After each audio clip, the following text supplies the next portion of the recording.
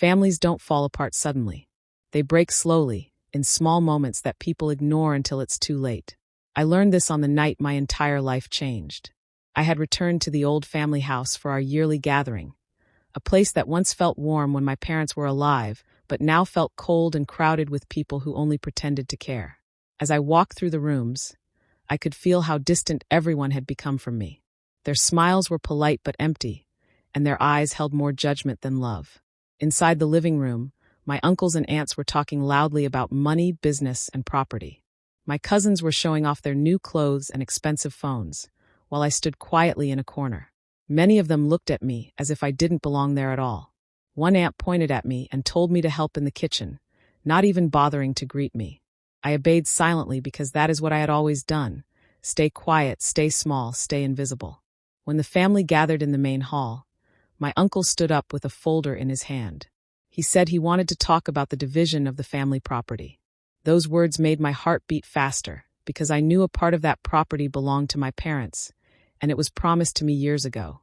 But when he opened the folder, he announced that the land would be given to my cousin instead. The room filled with applause and congratulations, while I stood frozen. That land was the only thing my parents had left for me. Hearing it being given away so easily felt like someone had pulled the ground away from under my feet. I tried to speak, but my aunt grabbed my arm and whispered harshly, telling me not to create a scene. She said I didn't deserve it because I had never contributed to the family. The words hurt more than I expected. I realized in that moment that they didn't see me as part of them anymore. Maybe they never did. My uncle looked at me and said I was too young and irresponsible to handle something so valuable. Everyone stared at me like I was a burden they wanted to get rid of. I stepped outside into the cold air to breathe. The backyard was quiet, but my mind was filled with voices. My parents' memories, the promises they made, and the way everyone had turned those promises into lies. My cousin Aisha followed me and said I shouldn't be shocked because everyone knew they would never give it to me. She called me the easiest person to push aside. Her words didn't make me cry. They made something inside me grow stronger. I returned to my room and locked the door. For the first time in years, I opened the small drawer under my bed and took out my father's old file. Inside it were documents I had never fully understood before. But now, reading them with steady hands, I realized the truth. The land legally belonged to me. My parents had signed everything properly. My family had known this, and they still tried to take it away. I sat on the bed for a long time, holding the papers tightly. I felt pain, but beneath that pain, something else was rising. A decision, a quiet fire. I whispered to myself that I would not let them erase my parents' memory or steal what was rightfully mine. They thought I was weak. They thought I would stay silent forever. But they were wrong. That night, my revenge began. The next morning, I left the house early, long before anyone woke up. I carried the file tightly against my chest, as if it were a shield. I went straight to the city records office to confirm whether the documents were real or not. My hands were shaking when I gave the papers to the officer, afraid that maybe I was wrong, maybe the family was right, and maybe I had misunderstood everything. But after checking the documents, the officer looked up at me and said the land was registered under my parents' names and was legally passed to me after their death. There was no confusion, no loophole, no mistake. The truth hit me like a wave. My family had lied. They had stolen from me on purpose. I walked out of the office with a strange calmness. The city around me looked different, as if buildings and roads were whispering that I finally knew the truth. I remembered how my uncle had always handled the paperwork after my parents died, telling me I was too young to understand anything. I remembered how I wasn't allowed to see certain documents. Everything suddenly made sense. They never wanted me to have anything. They wanted me quiet and dependent so they could control everything my parents left behind. For the first time in years, I didn't feel small.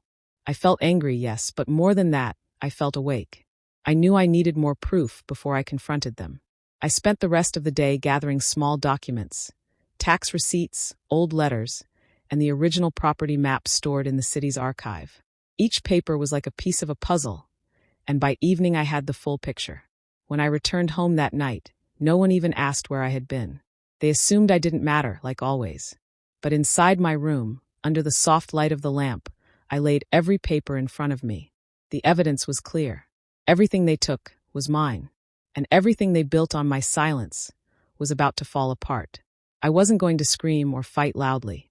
I was going to bring them down with the same quiet they had used to betray me. Over the next few days, I behaved exactly how they expected me to, quiet, distant, defeated. No one paid attention to me. That made it even easier to work behind their backs. I started meeting an old family lawyer who had once worked with my parents. He remembered them well and knew how deeply they wanted their property protected for me.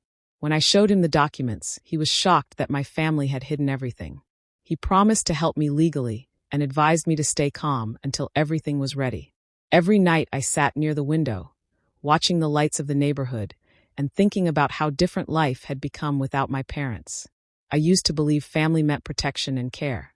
Now I understood that sometimes strangers are kinder than blood. But pain has a strange way of shaping people. It had turned me from a quiet, ignored girl into someone who could stand on her own. My cousins continued to talk about the property as if it were already theirs. They discussed selling parts of the land, building shops, and earning money. Every word they said made me stronger, because I knew none of it would come true. They laughed at me, thinking I was too soft to fight back. They didn't know I had already taken the first step. A week later, the lawyer called me and said everything was ready. He told me that the family would soon receive a notice asking them to return the property and explain why they lied. That day, I stood in front of the mirror, not to admire myself, but to see the girl I had become. My eyes looked calmer, my shoulders straighter. I wasn't scared anymore. I was finally ready to return what was taken from me. My revenge wasn't loud or dramatic. It wasn't about hurting them. It was about reclaiming the truth they had buried. And now, nothing could stop what was coming. The day the legal notice arrived, everything changed. My uncle opened the envelope at the dining table while the whole family was present. His face turned pale as he read it. My aunt stopped eating. My cousins froze. My uncle looked up slowly, confusion and anger mixing on his face. "Where did this come from?" he demanded. Everyone stared at him, then at me. For the first time ever, all eyes were on me because I wasn't invisible anymore. I stood up calmly and placed my father's file on the table. The room was silent except for the soft thud of the documents hitting the wood. I explained everything in a clear, steady voice. I told them how the land legally belonged to me, how they hid the papers, and how they lied for years. No one interrupted me. No one dared. When I finished, my uncle tried to defend himself, saying he only did what was best for the family. But the truth was already written, signed, and sealed in the documents. My aunt stuttered and said I misunderstood. My cousin Aisha looked away, unable to meet my eyes. All their confidence disappeared as they realized their plan had collapsed. I wasn't shouting or crying. I was simply telling the truth they had tried to bury. And the truth was stronger than all their lies. The lawyer arrived an hour later and explained the legal process. My family would have to return everything. They had no right to make decisions about the property. The room felt heavy with silence. My uncle's voice cracked as he tried to apologize, but I didn't react. I wasn't here to listen to excuses. I was here to reclaim what belonged to me since the day my parents died. When I walked out of the room, I felt lighter. For the first time in a long time, the house didn't feel like a prison. It felt like a place I could finally breathe in again. In the weeks that followed, the property was officially transferred back to me. The paperwork was updated, the documents were corrected, and everything was legally settled. My family avoided me, not out of hatred but out of guilt. They couldn't look at me without remembering what they had done. The cousins who once mocked me now stayed quiet whenever I entered a room. The aunts who ordered me around now hesitated to even speak. My uncle, who had acted like a king, now walked carefully, knowing he no longer controlled anything. My revenge was never about destroying them. It was about standing up for myself, protecting my parents' memory, and proving that silence doesn't mean weakness. I didn't scream, I didn't fight violently, and I didn't become cruel. I simply rose above them, and that hurt them more than anything else ever could. One evening, I stood at the same balcony where everything had begun. The city lights shined softly, and the cold wind touched my face again, but this time it didn't feel like a warning. It felt like freedom. I realized that I had grown stronger than I ever thought possible. The girl who once stayed quiet now had a voice that could not be ignored. Families may break quietly, but healing begins loudly inside the heart. And that is where my real story started. Not with revenge, but with strength.